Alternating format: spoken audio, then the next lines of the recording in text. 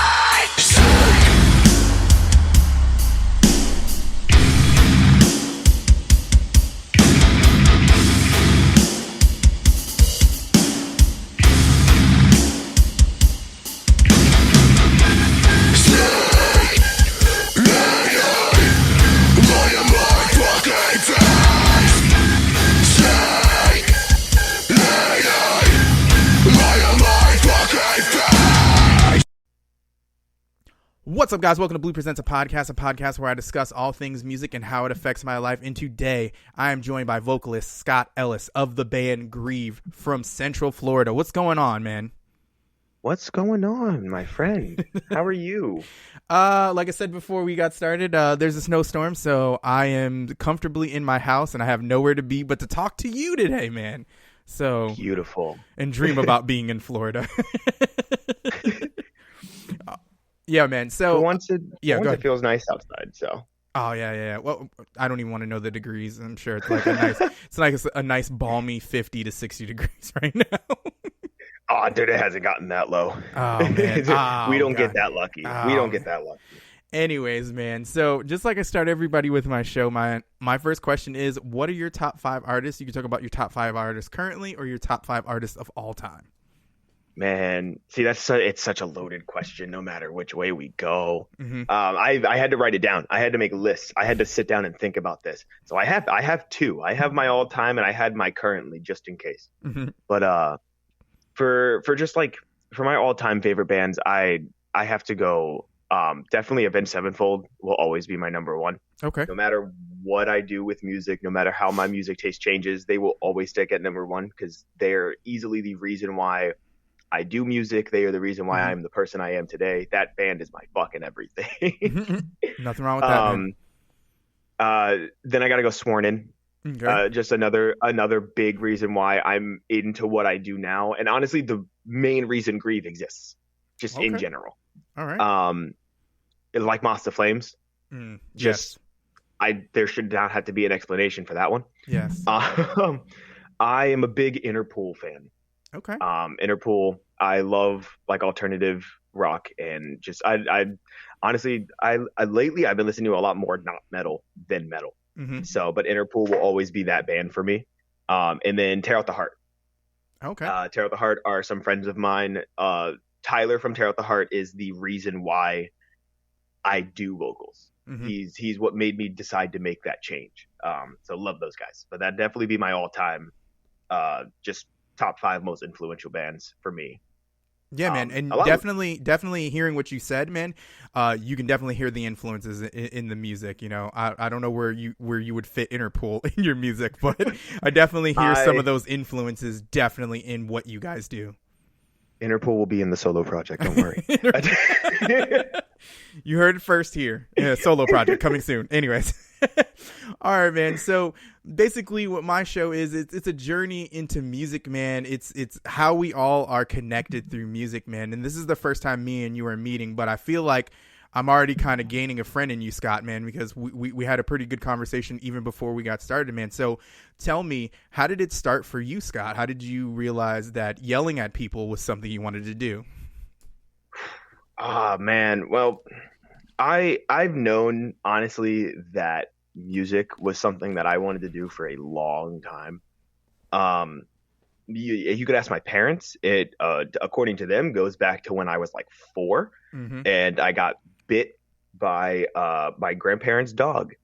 Then 4-year-old me proceeded to go to the piano and just start banging on the piano, singing a song that I created at the time called Doggy Bite. So my parents kind of knew pretty early on, but definitely I'm originally a drummer, and I started playing drums in 5th grade, and there was just something about it that I was like, it was something that stuck out to me a lot more than anything else that I was doing. I was a big sports guy when I was younger. I played a lot of football, I played baseball, but just music was always like the number 1 for me. And originally I saw myself being a drummer for the rest of my life. But just doing jazz band and all that stuff. And I went on to high school and decided to take the band route as opposed to playing football. And made a couple bands growing up with some friends of mine. There's this band that's actually doing pretty well right now. Their name is Magnolia Park. I don't know if you've heard of them. No, but I'm not familiar with them.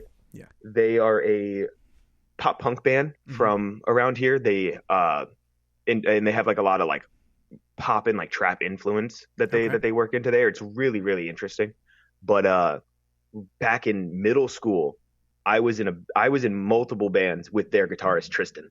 Okay. Just him, he is honestly like the thing that really set me on my path for music, because we lived in the same neighborhood together, and I used to hang out with his little brother. And he was a basketball guy. And that's how he played basketball with my older brother. I thought he was a sports guy. One day he came up to me and he was like, "Hey, I heard you play drums." And I was like, "Yeah, I do." And he was like, "Well, I play guitar and I have a drum set at my house. Do you want to come jam sometime? And I was like, yeah, because at the time I didn't have a drum set. My drumming, the only drumming I got to do was at school during jazz band. I did not have my own, and I wasn't able to get my own for quite some time. So I was like, oh, dude, like I get to play on a drum set and I get to play with a friend. Let's go. And I would go over to his house literally every single day. Every single day I'd go over and we would just sit in his garage and we would just jam and we would just play whatever came to mind. He would come up with some riff and then we would just improv it, and we could create full-blown songs. Obviously they weren't good, but we could create full-blown songs just improving with each other. And then we could go back and like fix things up, and we started making actual songs, and we were like, dude, like, do you want to make a band? And we got a couple other friends of ours, and like that was the thing. We played coffee shops around us. We played we would play at our neighborhood's front office. They did like events a lot. They would do like fall festivals, and they had food truck night, and they would let us play there. Wow, that's cool. Which was awesome, which was great. We would borrow so many little like Florida bands now honestly came from like Orlando bands came from the same area, because there's another band called I Met a Yeti. Oh my God, I love those heard guys. Of them? Yes, I love them so much. They're like one of those bands you discover, and you're just like, how does no one know this fucking band? Because right, dude? So fucking talented. I'm sorry, we could go on another. This is a whole nother show. Yeah, exactly. I could talk about them all day. Yes. Another fun fact: that band basically comes from my neighborhood. Dang. Okay. I lived around the corner, literally like around the corner and up the street from Louis, their bassist, for years. Okay. And we would hang out. He actually recorded demos for the band that I was in with Tristan from Magnolia Park. So because he had like a little setup. Okay. And we thought that was the coolest thing ever because we were like 12. So he lent us his PA, and we would play these shows at our front neighborhood and everything. It was a lot of fun back then. But yeah, we just kind of did that. And I remember it was 11th grade. It was when I really started getting into like metal and metalcore and all that. I was more so of like an alternative guy for the most part. I listened to a lot of alternative and like hard rock in middle school. Avenged Sevenfold, Bullet, like 3 Days Grace type stuff. Chevelle was a favorite. And Tristan introduced me to a lot more of those kinds of bands. He introduced me to like Queens of the Stone Age. I kind of knew of them from Guitar Hero 3, but he got me into them. Like I used to listen to Muse, all that stuff. So that's kind of what we did. I got into metalcore because of Avenged Sevenfold as well, because I would listen to their first 2 albums and I was like, oh dude, this is sick. So I found other bands that would scream. But I started really getting into like metalcore and deathcore and stuff around 10th grade, because my friend Adam started showing me a lot more of heavier bands. And I found this band. I would actively search for new bands literally every day at school. I'd go on Spotify. I would go to bands that I liked, go to their related bands and find bands that I didn't know. And I would just listen to them. And if I liked them, I'd add them to a playlist, and I would just do that all the time. And then I found this band called Tear Out the Heart, and they're going on tour. So I was like, beautiful. I'm going to go see them, because at this point I had been listening to them every single day. Like for months. They had very quickly became like my favorite band at the time to just listen to. And they were going on tour with Famous Last Words, which was another band that I was in love with. Yes. So I was like, this is perfect. So I'm there. I plan on going to this show. And honestly, one of the things that changed my life was they made a post a couple days before the show that was like, hey, we have an off day the day before the Orlando date. And they were like, we have an off day, and that off day also happens to be our vocalist Tyler's birthday. Does anyone have the hookup for Disney or Universal? So I come from a family that worked at Disney, still works at Disney. My grandparents worked there. My mom was working there at the time. My aunt worked there. My uncle worked there. Like everyone, I'm like the one person who didn't start working at Disney.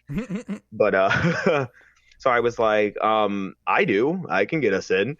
Not expecting anything of it. I commented on it. I was like, hey, I can get you guys into Disney. Next thing I know, I'm texting Tyler, and we're setting up for them to come pick me up at my house. I full blown went into the other room to my mom and just went, "Hey, I'm not going to school tomorrow." And she was like, "Why do you say that?" And I was like, "Well, I'm talking to this band, Tear Out the Heart, and they want to go to Disney. So can you get us into Disney tomorrow?" And my mom was just okay with it. I'm to this day completely shocked that she was just fine with that. And we went and we had a good time. And they ended up, because of that, because I got them in, they offered to get me into the show for free, but I had already bought the ticket like months prior. But they were like, "Well, if you have any friends who want to go, we'll get them in." So I was like, "Okay, bet. I can have people to go to the show with me." So I got some friends in. And I was just like, the whole time I hung out with Tyler, both at Disney and at the show. I would just hang out with Tyler a lot.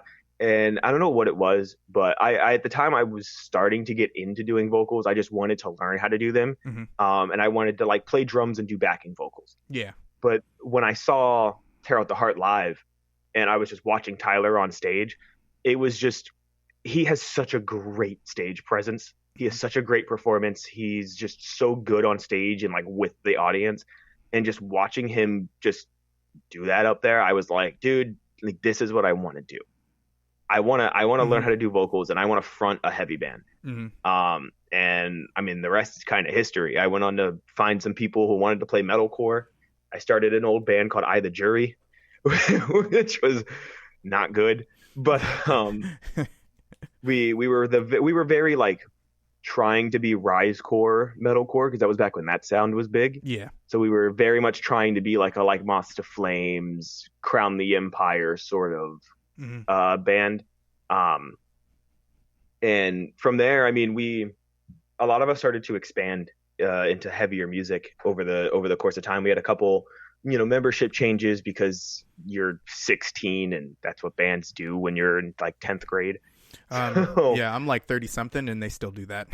But like, you have a friend who's like, "Yeah, I'll play bass," and then 4 weeks later they're grounded. So you're like, "Okay, well now we need a new bassist." But we went through a couple changes, and eventually we picked up a guy named Dylan, a friend of mine at the time. I met him through filling in on drums for another local metalcore band. He was the guitarist for them. And we were like in a situation where we needed a second guitarist. And we were looking for a new clean singer, and he did both of those things. So we were like, wow, we can downsize to a 5-piece, and we have someone who is a great guitarist and can sing. So we brought him in, and around that time, me and him were really starting to get into like heavier music. And more so like that was around when like the Youth Forever, Barrier, Sworn In type of like heavy metalcore was really starting to get there, Kublai Khan and all that stuff. So he was starting to write a lot more stuff like that. He was listening to a lot of Sabella and Count Nashi at the time, actually. That's where it came from. But and we were just like, hey, this sounds completely different from what we're doing right now, and we all hate the name I the Jury anyway, so do we want to just start a new band? And that's where Grieve comes from. So it is, the members of that band just moved. It just changed our name practically. So in the switch from I the Jury to Grieve, you guys, clearly there was a change made. You guys, like you said, you guys started out kind of like that rise core, and then now, especially, in listening to what I've been listening to the last week and a half, y'all took a hard left. You know what I'm saying? Y'all were just like, get off on this exit over here, and you guys definitely have multiple influences and stuff like that. And it's actually really, really cool to listen to, man, because not only is it metalcore, it's got a little bit of that, hip hop in it, a little bit of, that old school new metal sound, man. So was that like when you guys were like, okay, we're going to change the name, also let's revamp the sound? Was that also a conversation, or did that just naturally happen when you guys were like, fuck that, we're just changing? So I think like we kind of talked about it because like we knew we wanted to play heavier stuff. So we were kind of like, the stuff that Dylan was bringing us was already so different. And it's even like the stuff he was writing then was even so different from what actually ended up on the EP, because the songs, all of the songs he sent us back then, none of them got finished. He sent us like halfway done like song ideas that he was like, hey, I'm working on this. And then we just ended up starting new songs, and those other ones never got finished. But it was what made us kind of make the change. We kind of saw where he wanted to go. But even that, like those songs to the EP, completely different. Even that was a completely different sound. So it's really cool to see the evolution of Dylan's songwriting that we got to see back then. But we did kind of talk about it. We were like, well, you know, with these coming out, like these are definitely a different sound. You know, we should just start a new band, change the name, be heavier. And we talked about bands that we wanted to sound like. And at the time we were really into Sworn In, Sabella, Kaunashi, like just all those bands. So that's basically what we kind of drew influences from. Dylan was really big into nu metal. So that's where you kind of get that nu metal influences from. He loves Limp. Linkin Park is the reason he did music to begin with. Yeah. Like, so he kind of just started implementing those, and we loved the way that he did it. Yeah. He had a really good balance of like how to include like hip hop beats and such into these metalcore breakdowns. And I was like, we were just completely about it. So we honestly, it was the change in sound was a lot of just letting Dylan do his thing until he found his rhythm. That was really most of what it was. It was like him just kind of sending us song ideas like every couple of days until eventually he really found like the sound that was sticking with him. And then that's where most of the songs on the EP came from. So, you know, with that, you know, you're saying you guys are finding that sound, which is like super awesome, man. And it definitely is, like I said, I enjoy it, man, because it's got a little bit of everything I grew up listening to anyways. You know, talking about a kid who, like, I got into music probably around, like, 1998. That's how old I am. And then, like, 99, 2000, Slipknot, like, flipped my world the fuck upside down and just kind of was just like, this is what I wanted. But then I was always like, I want something heavier. And then, you know, 2000, 2001, I kind of found metalcore, early metalcore. New England metalcore at that, and it kind of even shook my world even more and stuff like that. So I think back to when I was a vocalist and I was listening to guys like Howard Jones and I was listening to guys like Alex Vorquez of Atreyu and stuff like that. What were your thoughts on vocals? Like, okay, Dylan's coming with this new sound. What do I want to do vocal wise? Because, man, you have a wide range. You've got an awesome fry scream. You've got really good lows. You've got some really solid mids. And then, like, you're just straight up yell. Like, you just kind of just, it reminds me of, like, when you're, like, screaming at someone, like, bitch, I'm coming for your ass kind of scream. You know what I'm saying? And I love it because it just, every part of what you do vocally kind of builds and kind of even helps the music even more. So, was that also another thought process for you where you're just like, okay, I'm no longer a drummer. I'm going to be a vocalist. What do I want to do to provide to this music we've got going on? So first off, I want to say thank you very much for your kind words. That means a lot. I've been doing vocals since, when did I start? What, 15, 16? And I still have no idea how to respond when people compliment me. So I'm the worst at shows when people are like, oh, dude, your set was great. And I'm like, we sucked, but thank you. So thank you. But it's a good question, because when I started out, when I started doing vocals, I was listening to a lot of different stuff. At the time, I really started getting into metalcore, deathcore, hardcore, slam, death, like all of it. I got into all of that around the same time. Honestly, it was all around that like 9th, 10th, 11th grade that I was really expanding, and I listened to all of those genres equally. So I consistently was hearing things that I was like, I want to learn how to do that. Especially because in the beginning, I was really a deathcore kid. I listened to more deathcore than I did anything else. Like, I was listening to Angel Maker, like I love when their stuff first came out, A Night in Texas. Just Suicide Silence changed my life, honestly. So it was just a constant of, I want to learn how to do that.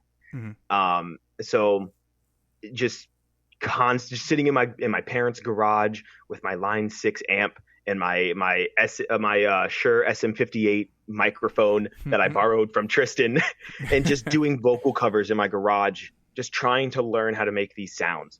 And honestly, I feel like this makes it harder for me sometimes, but I love trying to do as many different things as I can in our songs. And you can see that. Oh yeah, there's sure. so many different ranges for different parts, because I'm constantly thinking what kind of vocal would sound best here. And I try to use it for accents and, depending on what the instruments are doing. So when it comes to like when we were changing our sound, honestly, I found it great because I felt like I could expand even more with what I was doing. Because, when we were doing that earlier Risecore type of metalcore, it's honestly just a lot of like mids and lows. Yeah. So when we were expanding, we were doing more like hardcore influenced stuff and like heavier breakdowns. I was like, oh dude, I can finally start working in like pig squeals. I was hyped. I was hyped about it. And it definitely helped that the guys who were in the band at the time were completely about it.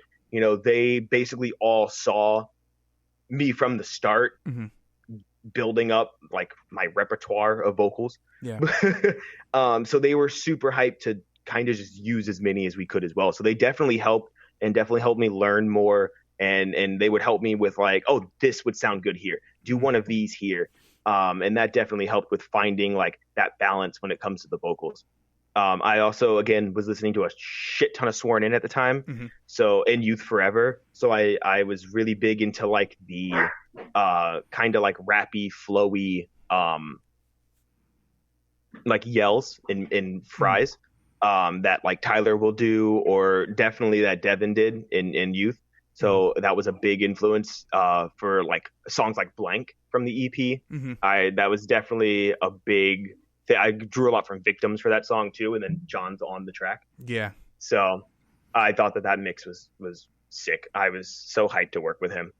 I like you sound kind of like me. How I started getting into vocals was literally just had like a vocal amp and a microphone and just music on in the background, and you just kind of follow everything.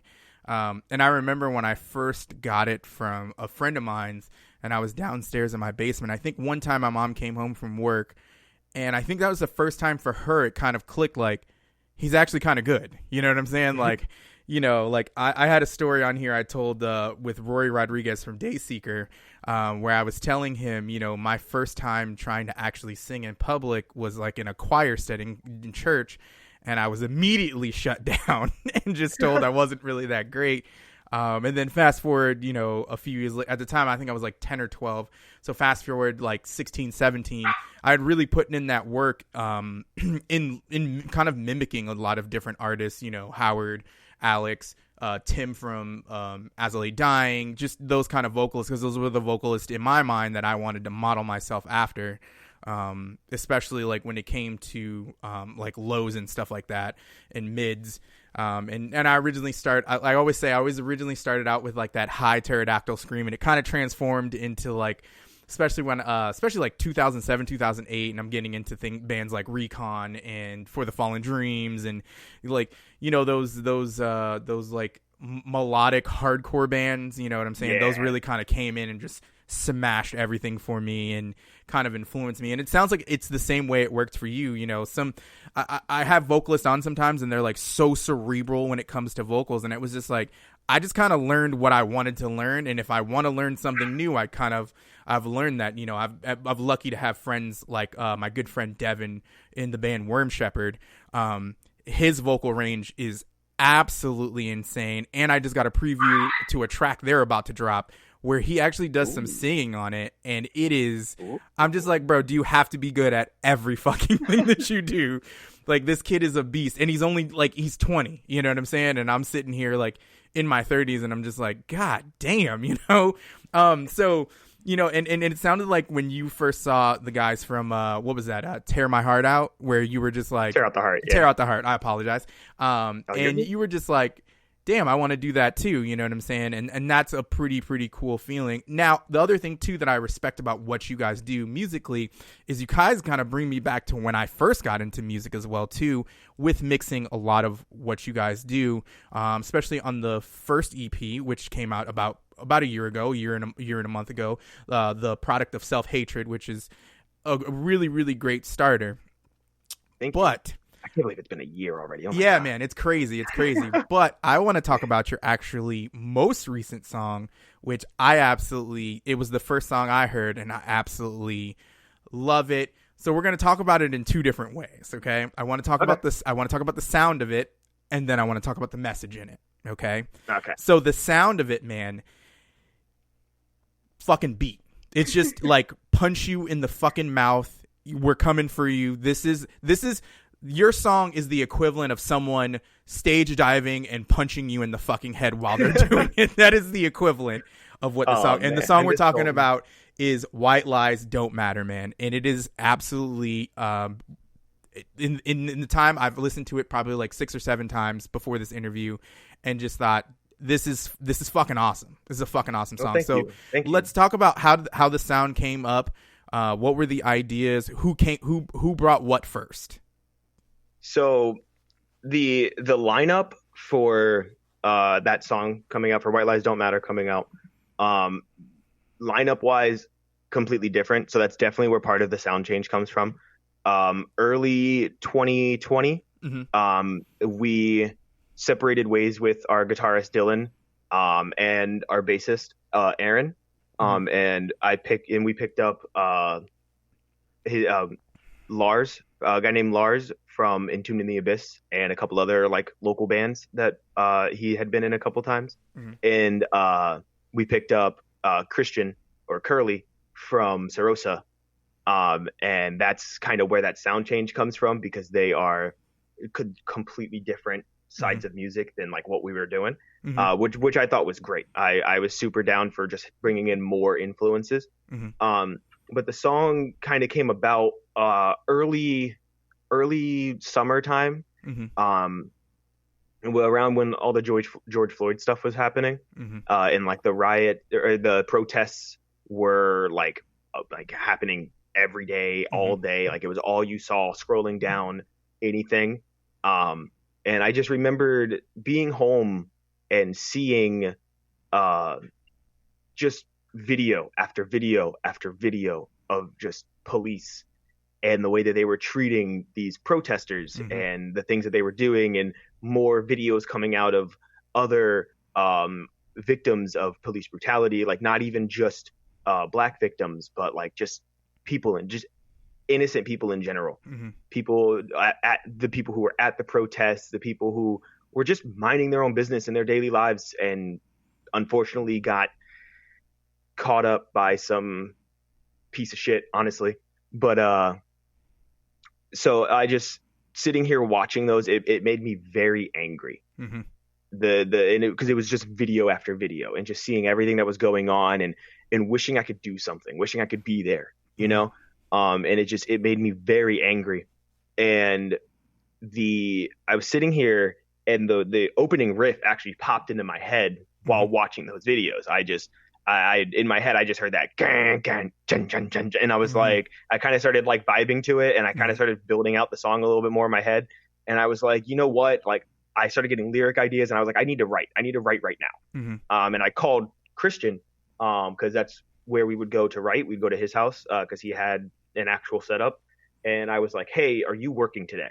And he was like, no, what's up? And I was like, okay, I've been seeing all this stuff all over the internet. I'm pissed right now. Yeah. I think I need to get this worked out. Can I come over and just start writing a song about all of this?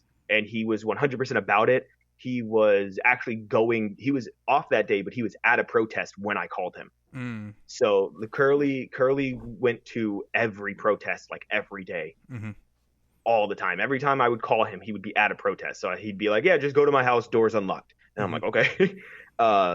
So he was completely about writing about it. And that's basically where it came from. I was just angry, and I needed to get it work. I needed to flesh it out. I needed this to be said. Yeah. And when it comes to the sound of the song itself, instrumentally, one, I'm not the greatest guitarist. I can work, I can write, but for the most part, it's pretty simple stuff. Mm-hmm. So that kind of is what started with like it kind of just being like a straightforward, simple like banger when it comes to the instruments.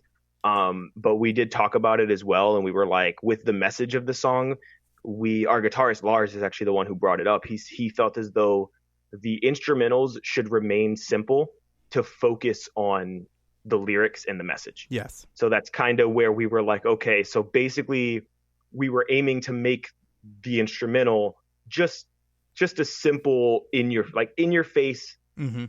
heavy instrumental, just to kind of support the lyrics, if anything. Mm-hmm. So that's kind of where the sound for the song came about. Now, I love this. I try not to be super political on my show, man, because I do have friends of multiple backgrounds. I have friends that are cops. I was in a band with someone who was a cop and stuff like that. And I don't want to focus on the fact that, cops are bad. You know what I'm saying? But there are some things that need to be changed. There are some things that need to be re-examined on that front.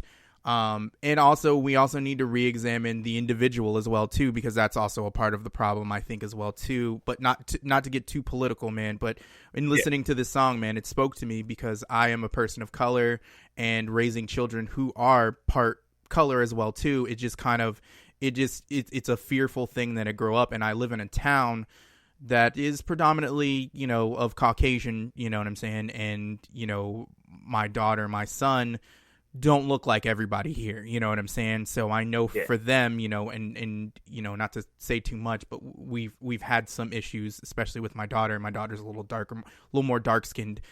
So we've had those issues here, but this community has been extremely supportive. And when something like that does happen, they address it pretty well, but this is just this part of this community. This doesn't bode for anybody else's experience. And I think in this message that you guys convey, it just reminds me to the places that I grew up in. I grew up in a place called Springfield, Massachusetts, which is just a few towns over from where we are right now.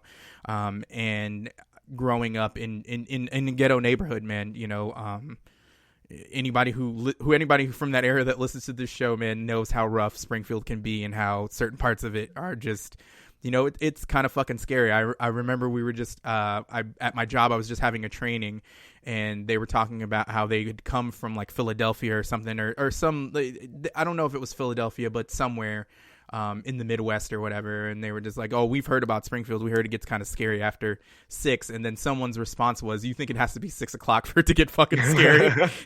So, you know what I'm saying? I feel that. But I say this to say that, I've seen a lot of sides of what the fucked upness of what we've experienced over the last few months, man. And it's not even the last few months, the last hundreds of years of bullshit that we've all had to deal with, or people of color have had to deal with, whether you're Hispanic or black or brown or whatever race you are. If you're not of Caucasian descent, there's some issue here, you know what I'm saying? And I think that you guys came out with a message that even I, and I try to stay as far away as I can, because, you know what I'm saying? I don't know, man. I don't want to rub anybody the wrong way. And my show is about inclusion and including everybody's aspect and from where everybody comes. Because, man, I've had people who are Christian on this show. I've had people who are Satanist on this show. I've had people who are non-denominational. And I feel like I want to have a conversation with everybody and leave it open to everybody. But also at the same time, we need to admit when wrong is fucking wrong. You know what I'm saying? Yeah, in the last, with the way 2020 just fucking spiraled, and you know what I'm saying? I wish I found this song sooner, man, because it definitely would have been my anthem for 2020. Because like a friend of mine's, Dylan, knows my saying for 2020 was "Shut the fuck up, 2020," because we all just need to shut the fuck up. You know what I'm saying? Yeah, the song was definitely meant to be out much sooner. But we just ran into a couple snags getting there, and it ended up having a drop in December. But we had to make sure that the song came out last year. We felt as though it was something that needed to be in 2020 with everything that happened. Waiting until the beginning of 2021, it just wouldn't have. We needed it out then. We needed to say something about it now.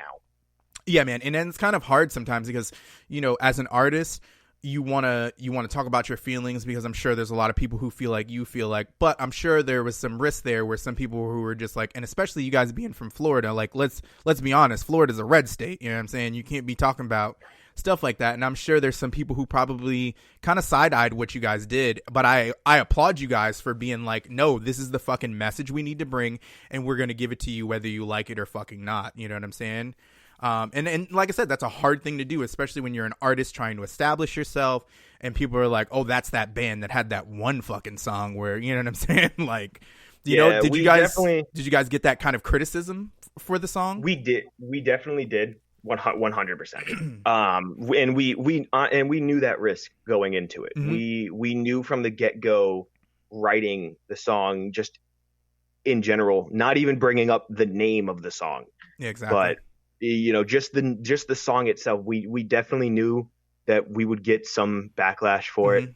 But the way that we saw it is, if we got backlash for it, if you didn't agree with the message, if you had something to say against it, honestly, like if you didn't believe in this fight, then you're not someone that we want listening to our music anyway. I mean, that's facts. That's kind of where we were like, yeah, we're not going to censor the things that we feel need to be said just to have 2 extra listens on a song, you know, or 50 extra listens or 100. We don't care. Mm-hmm. We're going to say what needs to be said, and if you have something against it, then it's not for you. It's just that simple. But especially when the song title came about, we thought of the song title at the studio. Yeah. And we were fully prepared. We were like, especially people were going to first glance it and think that it said lives instead of lies. And we were completely ready for those comments. But we were like, you know what?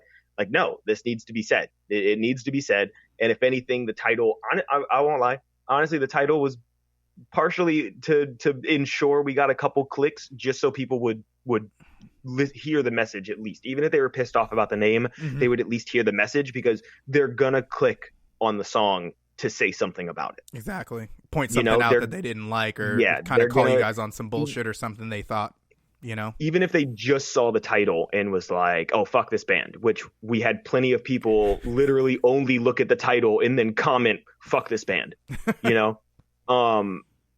At least then we knew they would click on it to leave the comment, and they would, if anything, maybe they would listen to the song all the way through and they'd hear the message and maybe it would change some minds. Yeah. You know, and if it didn't, whatever, you know, but we got it out to the people that we wanted to hear it.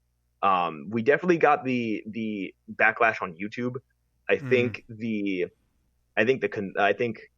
just like that pro cop conservative side found the song first and shared it amongst themselves.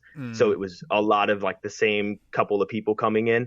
But I did post the song on TikTok because I was told that it's a good avenue for promotion, which it absolutely is. That's partially, honestly, that's what Magnolia Park has been doing. That's been boosting them so much. Is they definitely know how to work TikTok. And Tristan was actually the one who told me, he was like, please get on the app. When the song comes out, get on this app. And I did. And that response was completely different. Yeah, man. Completely different. On TikTok, it found the right people and everyone was completely for the message and everyone was hyping it up and they were having discussions about it in the comments. And it was so much better. Yeah. But we were completely prepared for the controversy and the backlash that we would get from it. Yeah, man. And it's like I said, man, it's a powerful song, man. And if anybody hasn't heard it, please listen to it, man. It just, for me, and wanting to know about you guys, you know, when kind of give you background to what I do when it comes to this show, man. When I know I'm going to have a guest on, I become completely obsessed with you and kind of just get into everything, get into your catalog, kind of get in there and kind of listen to some things. And this definitely, one, sound-wise, I think is absolutely amazing. You guys did a great job. I think you knocked it the fuck out the park. And, you know, it may not be everybody's cup of tea in the sound department, but it is my cup of tea in the message department. And I definitely think you guys stood on your morals about that. And I think that's something that needs to be said about artists, that we need to be able to discuss our surroundings, discuss our life as it is, you know what I'm saying? Because yes, we're artists and we write angry shit and we, you know what I'm saying? But also at the same time, we need to write about shit that hurts us in the immediate and be able to express that. You know, I've written songs from everything from a family member who's in drug use to, you know, losing people in my life and stuff like that. And this is just one of those topics that we should be able to express ourselves, because that's what we do. We're artists, man. We talk about our pain on our fucking sleeve and we get that out here, man. And like I said, I completely commend you guys for understanding the risk of what you guys were doing in putting out a song with this strong of a messaging. But in this world and what we live in, man, those guys are saying whatever they want to say. So why can't we say what we need to say? You know what I'm saying?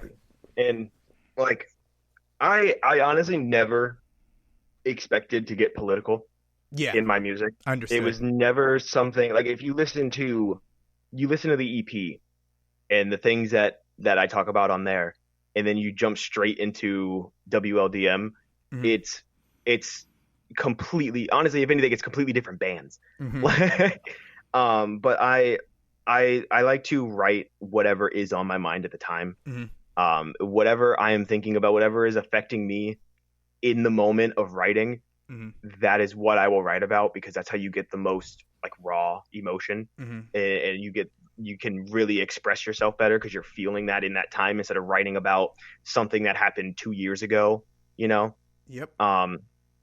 So, and that's kind of just what happened. It was something that I continuously saw and just made me extremely angry. And I was like, I need to put this out like now. Because normally, I mean, the EP focuses on like depression and addiction and abuse, like abusive relationships and such. And that's honestly what I talk about the most, because it's what I have the most to say about. But it was just in that moment, everything that was going on was just getting to me, and I needed to say something about it. And I felt like it was a message that people did need to hear, whether they agreed with it or not. Yeah, man. And like I said, man, and I think back to that time, and I think we still need to remember that just because we got a new president doesn't change the fact that shit still happens. Because I just heard in the news recently, we just had another situation similar to that, or not similar to, you know, the George Floyd, but another unarmed suspect being shot and killed. And then when they went to investigate, he didn't even have a weapon on him. You know what I'm saying? So clearly there is something wrong and going wrong in this world, and it needs to be addressed, because, you know, we can't just sit here. If it were me or you and we weren't cops, we'd definitely be, you know, us being, you know, we felt like we needed to defend ourselves and we shot and killed someone. You'd definitely be in some shit. You know what I'm saying? So what does it matter if you have a badge or not? That changes that fact. And I hate saying this because I have a friend right now who I absolutely love, man. He's such a fucking sweetheart, a great fucking cop in Waterbury, Connecticut, man. Good dude. So it's just like, it's hard to say that when you have a friend who is a good cop, you know what I'm saying? And then, but once again, wrong is wrong, and I don't care who you are, you know what I'm saying? If it's wrong for me to do something like this, it should be wrong for everybody around the corner, man. And I don't want to get too much onto this, man, because this is like I said, man, this is a good song, man. I wanna compliment you guys on musicianship, because it was definitely that banger you fucking needed. And you know what I'm saying? Definitely just a great fucking song. Thank you. So before we get out of here, man, I got two more questions for you. The first one is, man, what are you guys looking forward to in 2021 besides the obvious playing fucking shows, actually? You know what I'm saying? I would absolutely love for shows to come back this year. I have been itching to play a show, man. To even just go to one. Exactly. I want to go see my favorite bands. I want to go see my favorite locals again. I want to go see Broadmoor. I want to go see Sarosa. Like, dog. But for real. Like, looking forward to, definitely hoping shows come back. But I honestly barely expect that to happen this year. And if it does, it won't be until very late. But definitely looking forward to just putting more music out. We're definitely not letting this stop us. I know some bands, a lot, it's definitely a lot of bigger bands. They have kind of halted putting music out or even like working on it as much because they can't tour off of it. And that's when you're a bigger band and you're living off of your music, that's what you got to do. You got to put your music out and then you have to tour off of it because that's where you make your living. So for us, honestly, still being kind of a local band, we don't like necessarily need to do that. We're not living off of our music yet. So we kind of just want to focus on putting more music out and just kind of keeping our name in people's minds, definitely putting more stuff out and definitely keeping people on their feet a little bit because when I say the newer songs that we're doing are even more different, we picked up a couple more guys who have even different influences as well. So we've been incorporating a lot of new stuff into the newer sound. And honestly, I can't wait to share it with people. I really can't. Yeah, man. If it's anything like, White Lies Don't Matter, then I'd be really, really interested to see what heavier you guys could get. You know what I'm saying? We picked up a good friend of mine, Evan Draper, on guitar. And he does a lot of like he's a videographer as well, so he does like a lot of music videos for a lot of bands around Florida and such. And he's phenomenal, absolutely phenomenal. But we picked him up on guitar, and he is more of a like proggy kind of gent guy than anything else. He loves like the Contortionist, and he loves like Spirit Box, and he loves, I know I said proggy and then I say Spirit Box, but he's been super into Spirit Box. He just loves like Pliny and like Periphery and just like stuff like that. Yeah. So it's definitely we have a song coming that is unlike anything we've ever done before. Okay. Because it's definitely we're going to be incorporating a lot more like melodic stuff as well. And just honestly, it's just going to be a lot of writing what we want to write. Exactly. Just whatever we want. We're not trying to stick to a specific sound anymore because we feel as though that kind of barricades us into only writing the same thing. So we honestly have been just writing whatever we want. And I've absolutely been loving the way that it's coming out. Evan was a fantastic addition to the band. That man's joined and then was like, oh, I'm going to go work on something. And then 30 minutes later, first day being in the band, sent me a song. It was like half the way done. Yeah. And he was like, oh, I just had this idea. And I was like, we could literally put this out right now. Like it was like 2.5 minutes long of just like a perfect, like all done. I was like, oh my God. So we've just, I'm so excited to just share what we've been working on. Honestly, I absolutely cannot wait. Man, and that is awesome, man. So before we get out of here, man, we want to plug those social media so people know where to find you guys at, man. And you can find Grieve on Facebook at Grieve Official. You can find them on Instagram at Grieve Florida and on Twitter at Grieve_FL, man. Scott, thank you so much for coming on the show, man. I greatly appreciate you coming on, man. And, I'm going to be watching you guys from now on, making sure, you guys are bringing that slam stuff, man. Cause you guys just, like I said, man, it was nice to get into an artist that just definitely, you guys have peaks and valleys. And I feel like you guys got a lot more to come to when it comes to your sound, man, and you guys are doing your thing, man. So big ups to you guys, man. Shout out to Florida. Shout out to not dealing with snowstorms. So man, I wish I had snow sometimes, man. Just give it to me a couple times. Nah, man, I'll pack you some up and send it to Florida for you.